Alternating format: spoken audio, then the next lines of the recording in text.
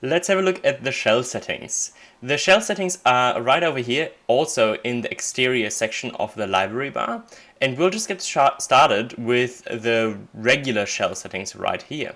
So the shell settings themselves define the overall exterior of your tiny house, and that includes the height, the wall thickness, and also the loft thickness, and the loft thickness refers to the loft thickness of overhangs.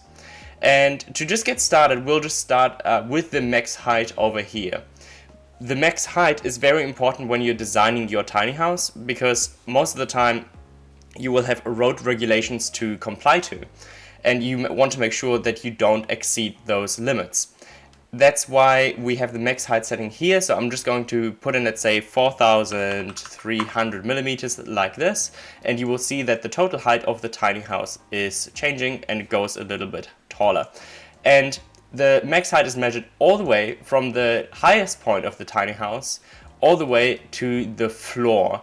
And because of that, all of the objects are within that height, and you make sure that you don't accidentally exceed those maximum limits of your regulations.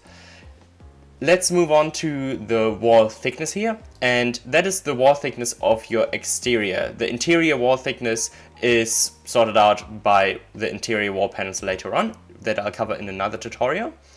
And the exterior wall thickness accounts for the framing and for the interior lining. So I'm currently using the metric system. I'm kind of switching in and out of the metric and imperial system for these tutorials to show you both at the same time. And a regular frame would be, for example, 90 millimeters thick, or you would be using 2x4s, which is the equivalent. And then you would have interior lining, which would be another 10 mil. And 90 millimeters plus 10 millimeters makes 100 millimeters. If you have thicker wall framing, you would account for that, and you can then put in this thickness right here, and you will see the thickness of the exterior wall change. And the thickness of the exterior wall always changes inwards, meaning that it starts at the edge of the trailer and then extends to the inside of the trailer. The exterior cladding or siding is not accounted for because usually that overhangs on the side. So if you have a 2.4 meter trailer or 8.5 foot trailer, you usually have a little bit of leeway with the regulations that you can still have some cladding overhang on the sides like that. Now let's look at the loft thickness, and what I was saying before, that mainly applies if you have overhangs. And I will show you that here in the front end, and I will quickly put in an overhang here. I will cover those overhangs in a second. And let's say if I change the loft thickness here, you will see the thickness of that overhang change. The thickness of interior loft panels are also handled by the interior loft panels themselves. So this does not apply to interior loft panels right here. Let's have a look at the front end and bump out settings for your exterior shell. So when you're designing a tiny house, you might want to have different shapes in the front and the back of your tiny house than just a simple flat surface or a flat wall like this. And you can do this with the front end and back end settings in the shell settings. So I'm just going to click on the front end settings, which bring up the settings for the front wall, and the back end settings will bring up the settings for the back wall. Essentially, they're exactly the same, only that one works for one side and one works for the other. And what you'll see at the moment is that the end type is standard and it is a flat wall. But you can also choose from different styles that are common in the tiny house industry. To get started, I will choose an overhang here, like this. And I think the window is still in here somewhere. I will just quickly delete this here for good measure. And what you'll see, we now have an overhang.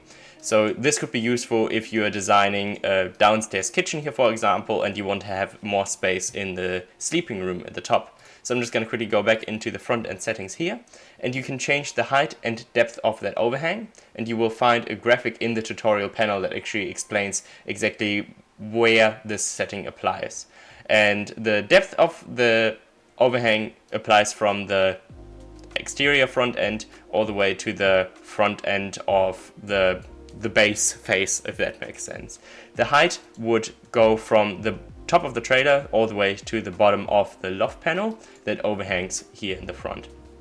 Then we can look at the overhang with an angled bump out. So essentially it's the same as what we've had before, but now instead of having nothing below, we now have an angled bump out below. And you will see more settings pop up here. So we still have the height and depth, which is the same as before, but we can now actually determine the front width of that bump out. And at the moment it's 1000 millimeters or 1 meter. And then if we change it to, let's say, 1200, it will just make this wider for you. One other thing to consider with those, I guess, compounding overhangs and bump outs, you can actually decide whether or not you want to connect them to the interior. So at the moment the setting is on by default, but you can actually disable that. And this is useful if you want to make this, let's say, an exterior storage shed that is not actually connected to the interior like this, and it just places another wall here for you. Now let's look at the overhang with an inset bump out. It's quite similar to the angled bump out, only that you have a square bump out below rather than connecting the walls at an angle like this. And you will see two different settings. Instead of having a front width, you now have an inset on the left and an inset on the right. And the inset on the left is this one over here, I think. Let me just see. Yep, it's this one here on this side, and the inset on the right is, well, on the right side like this here. And the inset starts from the exterior all the way to the exterior of that bump out here. So that would be exactly 500 millimeters like that. And that way you can be quite accurate with how big that bump out should be. And the height and depth, the height would of course regulate how tall this bit is here and how far the total bump out will come out. And then we still have the connect to interior settings as well. Now we have the added bump out. And this is mainly useful if you want to add a little bit of an extra story. So let's say if we want to make this 2000 millimeters high, we now have more living space here like this. Or we will make this into a little storage shed. So let's say this is only 1000 mils high, it's 800 millimeters deep here, for example. Now you have a little storage shed that can go over the drawbar. You can also change the bottom offset of this bump out here, meaning if you want to elevate it here for some reason, so let's say we want to push it up by 500 mil, it now floats up by 500 mil like that, and we'll just bring it down by putting in 0 again. You can also change the roof angle of this bump out here, but I'm just going to leave it at 3 degrees here for now. And then you can also change the roof thickness. At the moment it's set to 150 millimeters, and I'm just going to leave it here like that as well. And what I said before here, we have the connect to interior option, but because this is a little storage shed that we want to access from the outside, I will say no like this, and now we have a separate exterior space. So for example, if you want to put in your, if you have solar for example, you can put in your batteries here, or if you just need some additional storage for your tiny house, this could be a useful addition like that.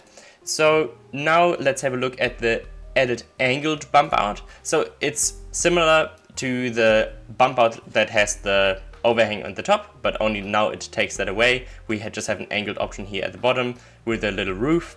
And rather than setting the width and depth, you can now also set the front width like in the angled bump out as well. And then you can choose to connect it to the interior exterior again as well. And now we have the inset added bump out. And this one works similar to the other bump out that also has the overhang over on the top, but now we have the inset on the left and on the right, and then we have a little roof that we can define here as well.